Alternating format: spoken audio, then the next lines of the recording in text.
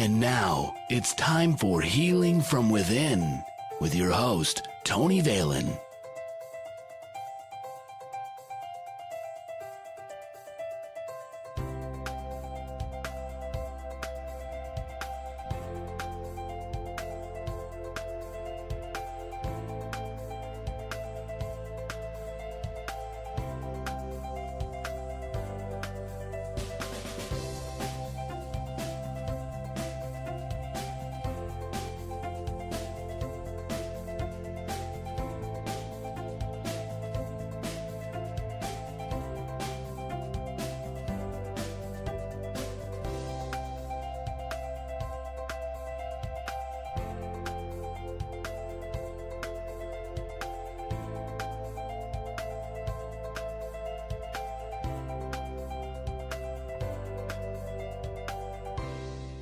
Welcome to Healing from Within. I'm your host, Tony Valen. You can contact me, Tony at TonyValen.com.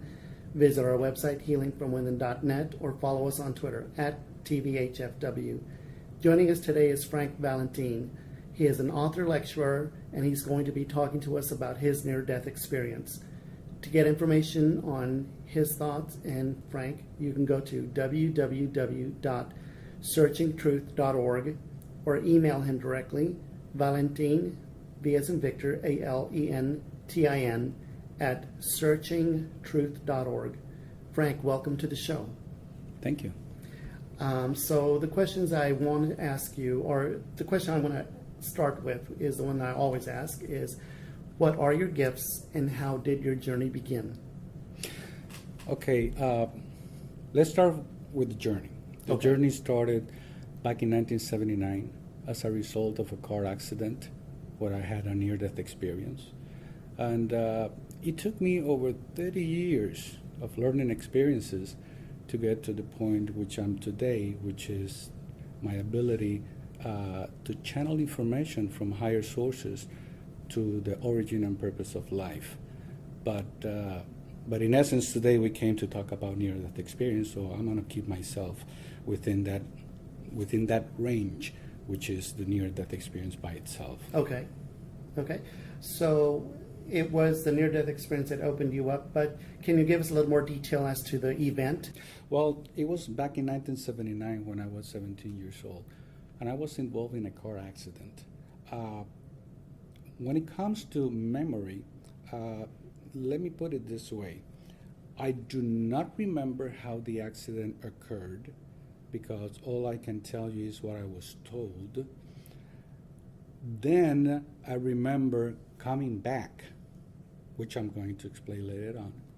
And from coming back from my near-death experience, I remember every single aspect of what had happened when I was unconscious and conscious, unconscious and conscious. But what really happened in between the accident occurring and when I got back, that I do remember with clearly detail. What happened to me was that while I was involved in that car accident, I was hit. I got a direct impact from another car. And to give you an example of how crucial the accident was, I was in the driver's seat, and the driver's seat ended up where the shift console is. Mm-hmm. And I got caught in between, and practically, I died. Mm-hmm. What I can tell you, the closest that I can tell you to my true experience was that I found myself in the void.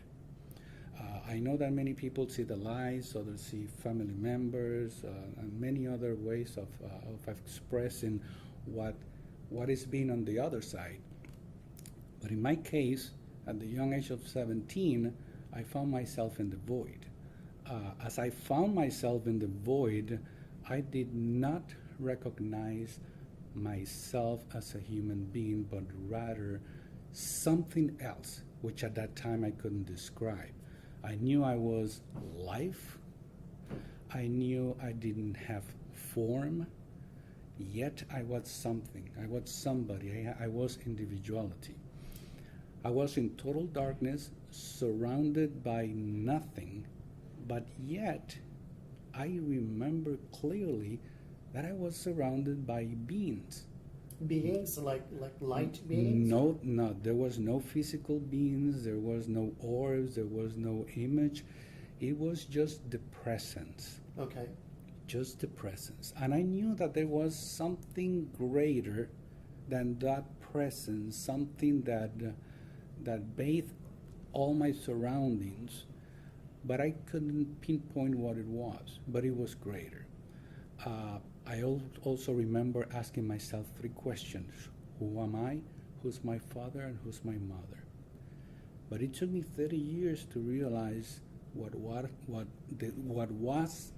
I was asking myself was nothing more than trying to identify myself as an individual, because I wasn't nothing more than soul. When I was in that stage, I felt a new definition of peace and a new definition of love. If I try to explain what peace and love is, I will do a disservice to what true love and true peace is, because no matter how many words you try to make them fit so you can describe what that peace and love that I was surrounded was, it will be a total disservice, because the definition of love and peace that we have here on earth are based on gratification, based on the wanting, and had nothing to do with the true love and peace that is in a realm that has nothing to do with the physical world. Then the thing I remember was that suddenly, out of nowhere, I felt like something was crushing me, like being a grape turning to a raisin in few seconds, and that's when I returned to my body, and I start feeling the pain that comes with whatever all the thing that physically I went through in that car accident. Mm-hmm. From that point on, everything that I remember is being conscious and unconscious. So that space of time where I had that experience goes beyond reasoning, and it's totally secluded into an experience that not even science today understand, because they're putting label to what is called near-death experience, which I personally don't feel comfortable with that word near-death experience, because it is implying that you were about to die, but you didn't die. I don't know what happened. It was a neurological response, or what was it? But I'd rather call it a mystical experience, because through the years I realized that a mystical experience is what happened to me and happened to every single person that detached from the body. Right. And you're the second guest that I've interviewed about near-death experience that has a problem with that phrase, near-death experience. Yeah. They felt exactly the way you do. It has nothing to do with the reality that the soul goes through and try to put into words. Because let me put it this way. How can you describe the undescribable? How can you be in a spiritual realm and try to put an image, an experience, or anything without having to use words, having to use analogies, having to use metaphors? It is totally wrong to call it near-death experience, in my personal opinion, because what I learned through the years is that near-death experience is something that you cannot acquire and attain while having meditation, while having in dreams, in visions. So you don't have to die or be near death to have a mystical experience. Near-death experience, through the years, I learned that is that edge between the physical world and the spiritual world. And when you have a near-death experience, how they call it, is because your soul detached from your body in a very abrupt manner. For instance, in my case, a car accident. Yeah. people that had out-of-body experience and on the operating room. But that's because it's in a total in an environment that you have no control. Just imagine, for instance, if, for example, you were in your house and your house get caught up in flames. What are you gonna do? You're gonna run, Right. and you're gonna be out in the street, nowhere to go. Suddenly you say, "Where am I? What am I doing here? I don't recognize this place." And that's exactly what happened when you go through that experience in, for example, in my case, in a car accident, or when somebody detached from the body because the body gives in for some reason, medical reason or whatever. You find yourself trapped or free of body and not knowing where to go. And based on your predisposition and your set of beliefs, you're going to find yourself recalling, because that's another aspect. You cannot tell me what happened to you if you cannot bring it to memory. And what you're bringing back to memory is that experience that you have the ability to put into words, because from that intent becomes a thought, and from that thought becomes an image, and from that image you turn it into words, so you can explain what happened to you. Right. That's why you see that people can see heaven, others can see hell. One see relatives, others see spiritual beings. One said that one can recall seeing God or Jesus, but trust me, if you were born in the West, you're going to see Jesus. If you're born in the East, you're going to see Buddha. Yeah. And when you talk about the void, it's just darkness, right? It was just nothing. It was nothing. Did that make you panic? I mean, no at all. In fact, like I said, I felt so much peace and so much love. That's the problem, that people use words to describe the undescribable. So the closest I can talk to you so you can understand is the void. Mm-hmm. Right. I could be someone that could tell you I was in a dark room and I was surrounded by angels. Right. And I felt the presence of God. I can do that easily, Mm-hmm. and it sounds very good. But to be honest with you, being the person that I am, so analytical, I had to realize that I was in the void, meaning that there was no physical plane. Number two, I was surrounded by what I knew it was individuality expressed in different entities. But then again, entities is another word that we put to describe something. And I felt the presence of a higher energy, which you might call it God. Mm-hmm. But let's be honest with you, I didn't see him. You just felt him. Yeah, I just felt it. It is through words that you come to start describing things. But how can you describe the undescribable? It doesn't mean that it doesn't exist, but you're going to describe it based on your predispositions or whatever. For instance, not because I had a near-death experience and not because I saw the void, I'm telling you that this is it. In my experience, I saw the void. And somebody else experience, they can see the light. And I personally had an experience in 2002, if I'm not mistaken, in which I had an experience where I saw the light. And it's a different subject, but what I'm trying to say is that different people have different experience because of the levels that the soul can reach upon detachment. For instance, I didn't have this experience, but I know because I know.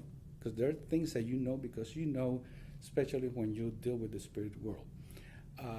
Those who, for instance, had an out-of-body experience because they are in the operating room, they hover over and they see things. Those are those who have detached, but they still have enough consciousness to see themselves in the realm that they live in. That's why they can see family members, they can see events happening, but how can you see without eyes? Right. How can you feel without touch? How can you smell without a physical body? You see, that is the soul experiencing life through that experience and realm and bring it back to memory just as it was. Got it. And when you were in the void, were you conscious of time, and how long were you in the void, I guess, or could you tell, or you don't know? There's no time and there's no space. When I said the void, I mean the void. Got it. What about while did anyone tell you what you were going through whenever they were handling your physical body and you were taken out of the wreckage? Did they say for how long you passed on or how long you died? The only thing, remember, that was back in 1979. It's not like today that you had the media and the newspaper and here and there, and then you have all kind of videos. Back then, it just happened, and it didn't even get to the news. So the only thing that I remember when I asked and people were telling me what happened was that it was late afternoon, and I do remember opening my eyes upon my return, and it was already dark. So it could have been 1 hour, 2 hours, I have no idea. Yeah. And so after this experience, are you conscious of, how do you live your life differently now, or do you live your life differently? Well, when I had that experience, I knew that I brought home things not taught in school. That's for sure. And the first roadblock that I found myself was my religious beliefs. I was raised in a very Orthodox Catholic environment, so my experience was a no-no. So after much trying to explain what happened to me, and after listening to all the nonsense that I got as an explanation of what happened to me, I decided to shut down and keep on with my life. Nevertheless, I spent the rest of my life learning and trying to get the true answers, what I call higher truth. Mm-hmm. So, needless to say, I had a career where I was exposed to many people on a daily basis, and I used that as a leverage to try to understand humanity, how people react to things, how people think, and that had helped me a lot while I was reading and learning from different spiritual readings and trying to make sense out of this. But I'm going to be honest with you, there's so much spirituality content out there that if you try to search for answers, you actually get more confused.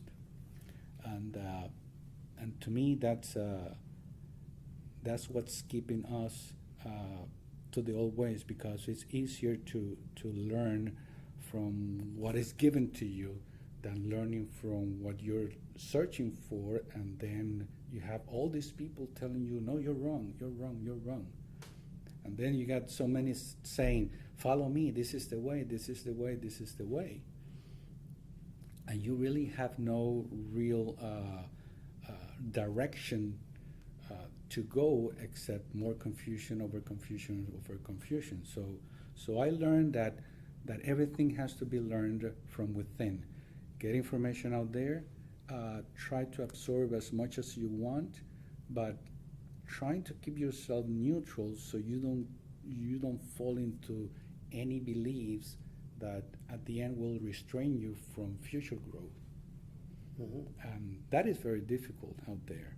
What I did was I kept learning every single time that I had an experience on a daily basis. And I learned to fine-tune after I went through a few other experiences. For example, in the year 2000, I experienced my mom's own near-death experience. When she was about to die, which I'm not going to give the details right now because we're limited of time, but the doctor told us that she wasn't going to last more than a few hours when she got into a convulsive stage. Nevertheless, she stood convulsing the whole night, and at sunrise, she just stopped convulsing, went to the bathroom, asked my aunt and my wife to leave the room, and she told me that I needed to get a lawyer and get some things straight, which I did. And after all that incident took place, then she died. Right. Lesson learned, there's intervention. Absolutely. There is And intervention. I actually do want you to go into that, because what you just talked about now is a shared death experience. Would you call it? Is that what you would call it? Or 'cause Yeah. it sounds like you shared a death Oh, yeah. experience. Yeah. So, how many times have you been through a near-death experience? Because it sounds like you've done it for a number of times. And speaking to you, that's another thing that people don't know. You and I have had certain conversations off the air, and so through all your near-death experiences, I know that have you seen different things? Have you learned different things? And do you feel like for example, you said you're a more spiritual person now. As you learn more, was more revealed to you than just the void, or has it always been the void that you end up in when you die? Oh yeah, definitely. I had my near-death experience in 1979, in the year 2000 with my mom, in 2002 when I saw the light. 2011 I had an experience with my son. 2012, 13, and 14, and I'm waiting for the one Oh for my gosh. 2015. So why do you think it chases you? I mean, it just seems like it's a never-ending story. Well, if kind of you- scary, actually. Well, at first it was, but then I realized that from 1979 to the year 2000, almost 20 years went by before I had my second experience, which was a shared experience. With your mom, yeah. With my mom. Then from that point on, it only took 10 years of spiritual growth before I had the experience with my son. And I believe the experience that I had with my son was the culmination, or the like the puzzle, the last piece of the puzzle, so I can move forward into higher truth on a constant basis. So before we go into your son's experience, I wanted, when you shared the near-death experience with your mom, what was the actual event? What did you feel? What did you see? Okay. What was it? Tell us. Okay. My mom died of cancer. It was a brain tumor that kept growing to the point that it was going to block one of the main arteries, and that's exactly what happened. When she was hospitalized, she was already put into a stage that within a few days she was going to be taken to a hospice care facility, because there was nothing they could do about it. What happened was that particular evening, out of nowhere, she went into a convulsive stage. So we called the doctor. He just happened to be right there at the hospital making the calls. And when he examined her, he told us that what she was going through was something that he was expecting to happen, because the brain tumor kept growing up to the point in which one of the main arteries was going to be blocked, and that's exactly what had happened, and that's the reason why she was convulsing so heavily. So we were supposed to do the arrangement.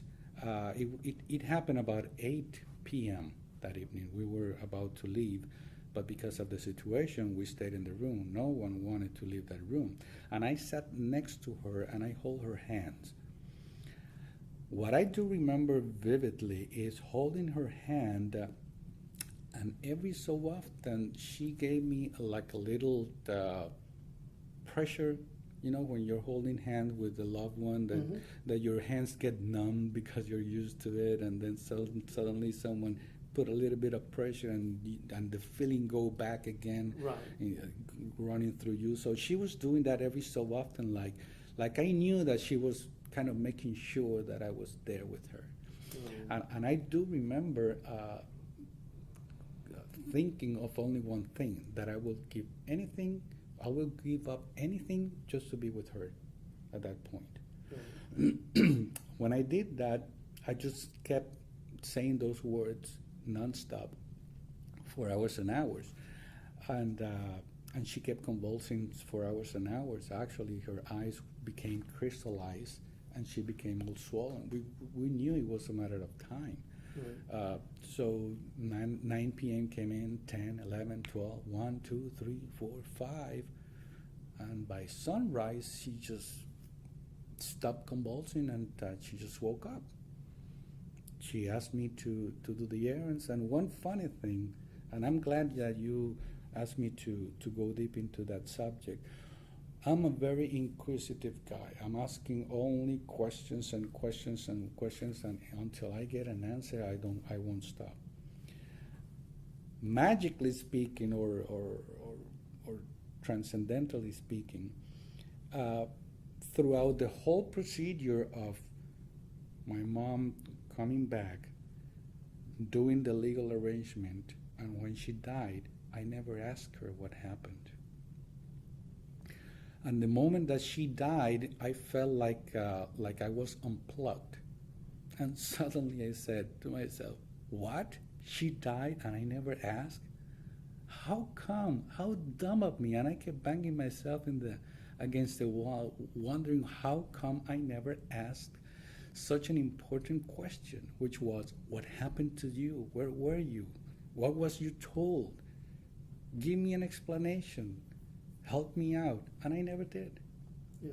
I never did, and I realized that I never did because there's intervention, and I wasn't supposed to ask. Right.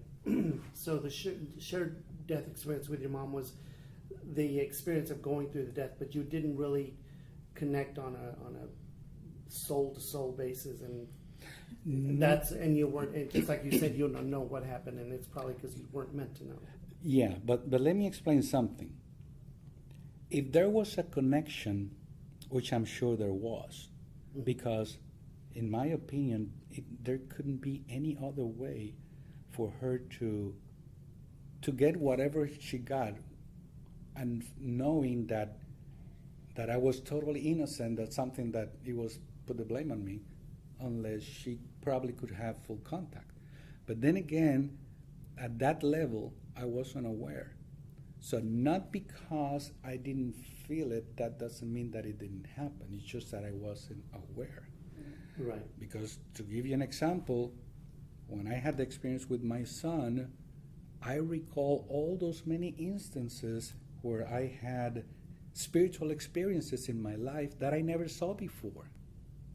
And I remember one time that I was telling to a friend of mine that we were having a spiritual conversation, and I said to him, I never had a spiritual experience. I wish I could have one. And dumb of me, when I got the experience with my son, I realized all those many little pieces out there of spiritual experience that I had, plus the spiritual experience with my mom and so forth, that I didn't see. Because I wasn't attuned, I wasn't paying attention. And that's a very important key element on spirituality is being conscious about those little details. And that's how you awaken your intuitive mind. Right, and that's the thing with life today. We are so busy, we stay busy in our lives, we don't stop and smell the flowers, so to speak. I mean, there are times when even people like us, like me, I'm spiritually aware, but I am human, and I get caught up in life. And there are times when I'm going from point A to point B, and I'll look at something along the road, and I'll think, oh my God, that's a new sign. And someone in the car with me says, it's been there for years. What are you talking about? So that's kind of an example of what we're talking about. Mm-hmm. So the second, the next near-death experience that you're going to talk about is with your son, correct? Well, prior to that, I had 2 years after my mom died, I saw the light. I can say that I saw the light. You died again? I don't want to say that I died again, because then we go back to the original statement that I don't like the near-death experience issue. So how do I say that? How do I refer to it? So let's rephrase this. Near-death experience is nothing more than a mystical experience. Okay, there we go. The only difference is that that so-called near-death experience happened abruptly in a non-controlled environment. Okay. Okay? Now, on this experience, it was 2002, and probably that was the reason why I had that, because when I'm explaining this, I come to my senses, as it happens always, and we need to pay close attention to that. When you're having a conversation with someone and something snap at you, pay close attention to this. Because, for example, let's say my mystical experience in 2002 taught me that my experience in 1979 was different, but still takes me to the same place. Two opposite routes. One was the void, and now is the light. Okay. But the end result was going to be the same. The difference is that in my car accident, going through a near-death experience is like opening a door and taking a peek or a glimpse at the spiritual world, and then you have spiritual beings coming towards you and say, hey, no, my friend, you're still not fully cooked. Go back. While if you're doing it in a controlled environment, you are purposely detaching from your body and having a mystical experience. So in 2002, it was early in the morning. I just woke up, and when I woke up, I realized that I was seeing the light. And I realized that I was seeing the light because I opened my eyes, and I keep seeing the light, and I keep opening and closing my eyes, and the light was still there. All around you? All around me. Okay. But then again, I couldn't figure it out, except the fact that I realized that I was fading away. And I felt content. I felt at ease, and I felt that I was going back to the same place I was back in 1979. When I felt in that stage, I told my wife how much I loved her, say bye to my kids, and I was ready to go. I felt okay. Everything felt good. There was no fear. I had no presence of no one. I was just going. But I was at ease. No fear, no nothing. Except when my wife opened her big mouth and she said, "No, you cannot do this to me." That shook me. Damn her. That shook me off, and I said, "Okay, that means that I need to go back again." So I don't. Okay. But the experience taught me something, and what taught me was, number one, you don't know when your time comes. Yeah. And number two, there's something else waiting for you out there.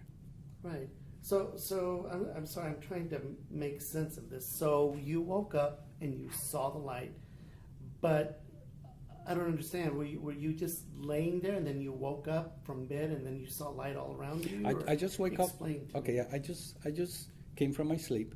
I woke up like every other day, that you just wake up, you open your eyes, and you look around, and you ponder about what you're going to do today. You know, that type of daily routine that I had, Right. with the only exception that when I opened my eyes, I saw that I was surrounded by the light. Right. And I was drawn to the light.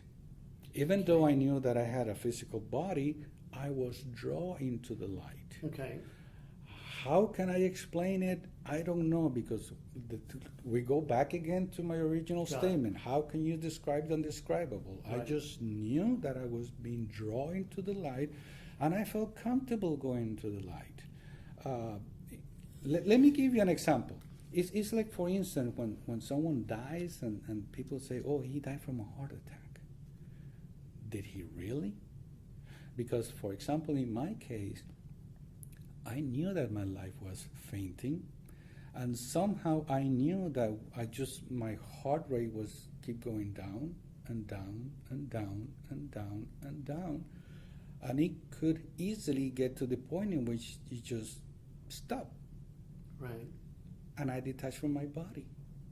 It was so easy to understand from that stage. Right.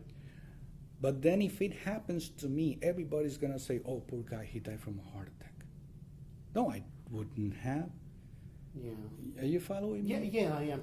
I guess my what I'm trying to get clear is, and you may not know, I don't know, but your wife, you started making statements like that.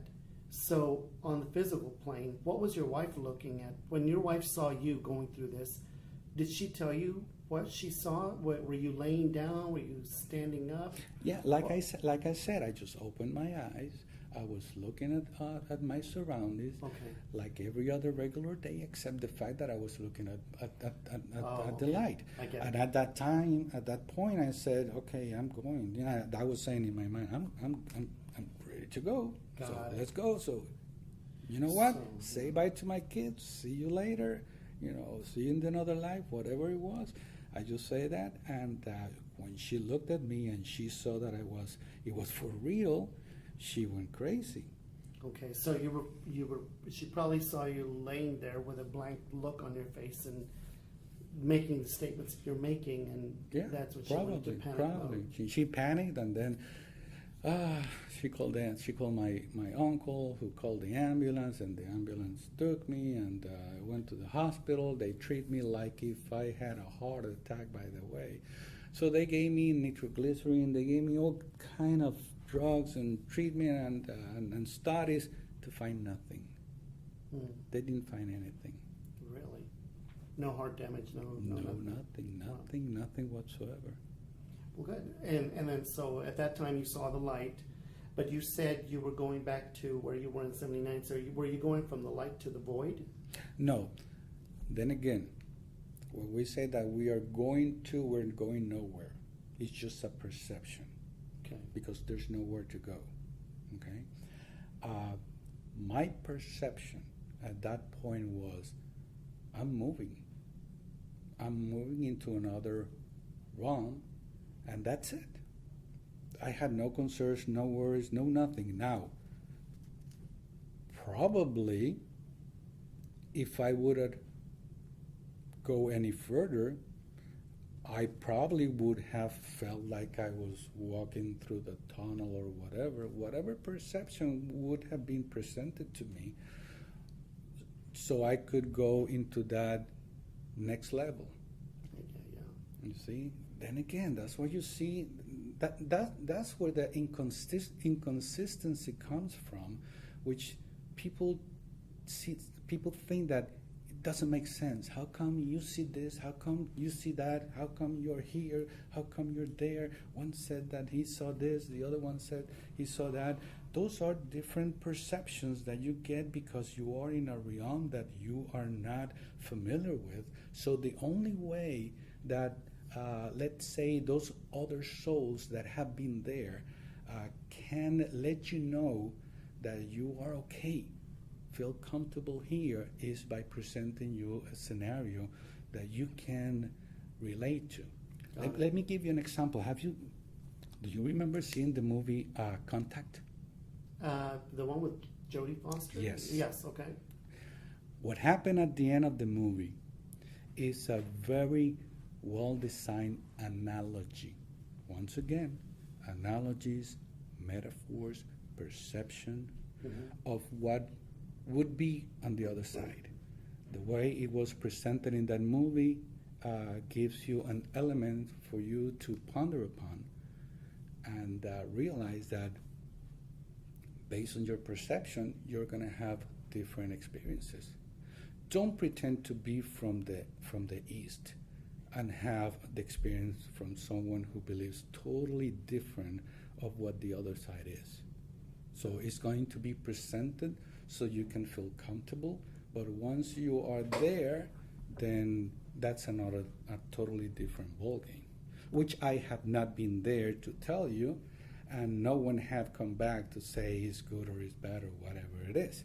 But we do know that. Let me rephrase it in this way.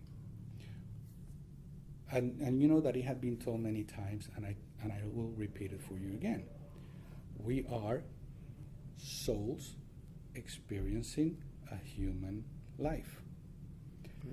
But in reality, I'll take it a little bit further. We are souls experiencing life through the senses. Right. So if we are souls experiencing life through the senses, which is our five senses, Mm-hmm. how do you expect us to explain what's on the other side? If not through the analogies that we can get to what we feel, smell, hear, see. Right. You see? Absolutely. So then from 2002, is that when you went into the experience with your son? No, 2011. 2011? Well, that's what I mean. In 2002, you had an experience, and then your next one was in 2011? 2000. Well, I had a mini experience in 2010, which is the one that took me to the 2011. Let me give you this. To me, it's a cute story. I mean, Okay. because I see it, and every time that I think about it, it makes me laugh. I always wanted to meditate, Mm-hmm. and check the paradox. Even though I had those experiences, I always wanted to meditate, but I've never been able to meditate. Never. Every time that I close my eyes, I go nowhere. My mind went crazy, going here, what they call the monkey mind. So one day my wife asked me to go with her to a meditation place. And I said, oh, fine, great, because I've been trying to make her understand the spiritual ways little by little, because she was also, and she is from Christianity beliefs. So she asked me to go and meditate to this place near our house, and I said okay. So we went there, and the first week I did fine. Sit down comfortably, listen to the music, total silence, very peaceful environment with everybody around me, and there I was trying to meditate, going nowhere. But fine, I was used to it. So one more time, it won't hurt. The second week, I did the same. Went there, meditated, nothing happened, fine with me. But by the third time that I went there, I went into meditation going nowhere. But 5 seconds before that little bell sound to let you know that the meditation is over, 5 seconds before that little whatever, chima, whatever they call it, comes out, I went into a spiral. Then again, perception, analogies. It's not a spiral, but I felt like going into a spiral form. And at the bottom of the spiral, someone told me, metaphorically speaking, remember, that from now on, everything that I was going to learn, it was going to be from within. And cling! I said, you're kidding me.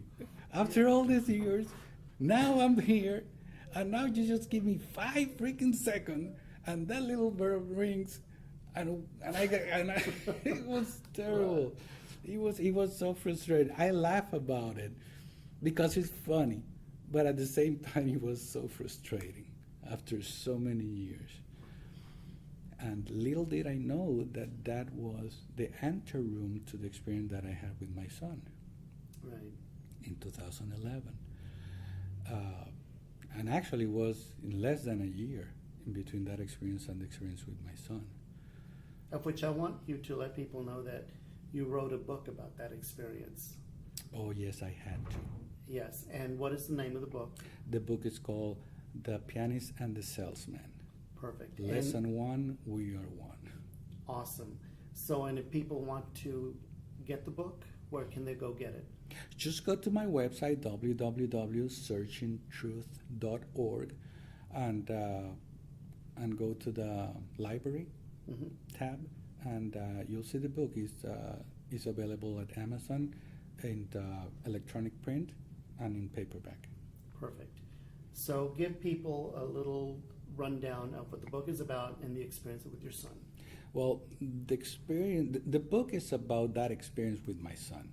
It actually is a recap of the conversation that took place with divine intervention through my son's voice and myself, where I was asking questions, and through him, I was being given the answers to all those questions that were unanswered throughout my lifetime. What happened was it was a very quiet evening that I was sharing solitude time with my son, and we had dinner, we had conversations, and when we were about to call it the night, he just asked me to listen to a piece of music that was a type of music, those that you hear when you go into meditative stage that work with frequencies and some smoothing melodies. He just wanted me to hear that piece because he loved it so much. So ironically, I was very tired. It was already, I think it was 10:30 p.m. and I was ready to go to bed when he asked me to share that time with him. And I didn't want to, but I had that little tug of war in between should I, shouldn't I, and somehow I said, okay, sure, but let me go to the bathroom first. So when I returned from the bathroom and I went into the room, he was already listening to the song. He was already with his head down, moving the head rhythmically with his eyes closed. And when I approached the room, I thought he was just enjoying the music. So I said, what are you doing? And he said, look, Dad, there are orbs all over around me. I didn't use the word orb in my book because at that time I didn't know anything about it. Now I know a little bit more, and I know that they were orbs, but the way it was described was in my perception was differently. And I said, what are you talking about? And then he began to say, we are one. So I thought that he was kind of pulling my leg, and I started asking deeper and deeper questions. And every time that I got deeper into the questioning process, he kept giving me a straight answer, totally emotionless, in a very comforting manner, like with this unbelievable patience. And I got kind of confused because I kept feeling that he was pulling my leg. So I kept asking tighter and tighter questions. But to make the long story short, because I don't want to give him the Right. concept, the whole transcript, which was the original transcript, it got to the point in which I started merging with him, but I didn't know what merging was. So it was my first experience with merging, and I'm talking about consciously merging with someone in a fashion that it did not make sense to me, but I had no choice but accept it because I was merging with him.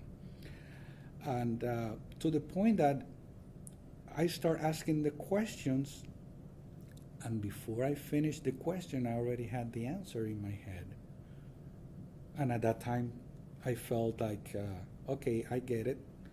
And from that point on, we kept having a very, very deep conversation. And like I said, he was answering all the questions I have kept inside me and never got a straight answer. So after that experience, I went to bed very, very tired. And the next day, somehow I began to write word by word what took place that evening, which is something I know that I'm not capable of. I don't have such a good memory to start with. And unbelievably, I wrote the whole transcript word by word without leaving anything behind, and I began to explain each question. Let's say that this is a Q&A. Each question received an answer. And for each question in the book, I am given the full answer, the reasoning behind each one of the answers, so you can make sense as it did to me. So the whole book is about explaining sentence by sentence what took place in such a way that you can make sense out of everything that had to do with this physical plane and understanding the spiritual plane from a perspective of someone like me, which is someone that is always asking questions, and I will not give in until I get an answer. So everything started making sense. And that's the purpose of the book, to let everyone know that there's a spiritual world, and it does make sense if you use the physical principles that we live by every single day of our lives and see behind the veil how spirituality does make sense. Our thanks to Frank Valentin for being with us on today's show. If you want more information on Frank, you can email him directly, valentin@searchingtruth.org, or visit his website, searchingtruth.org. You are listening to Healing from Within with Tony Valen here on Blog Talk Radio, airing Monday through Friday, 6 p.m. Eastern, 5 p.m. Central. Visit our website, healingfromwithin.net. Contact me directly, tony@tonyvalen.com. Please follow the show on Twitter, @TVHFW. Thank you so much. Love and light from all of us here at Healing from Within.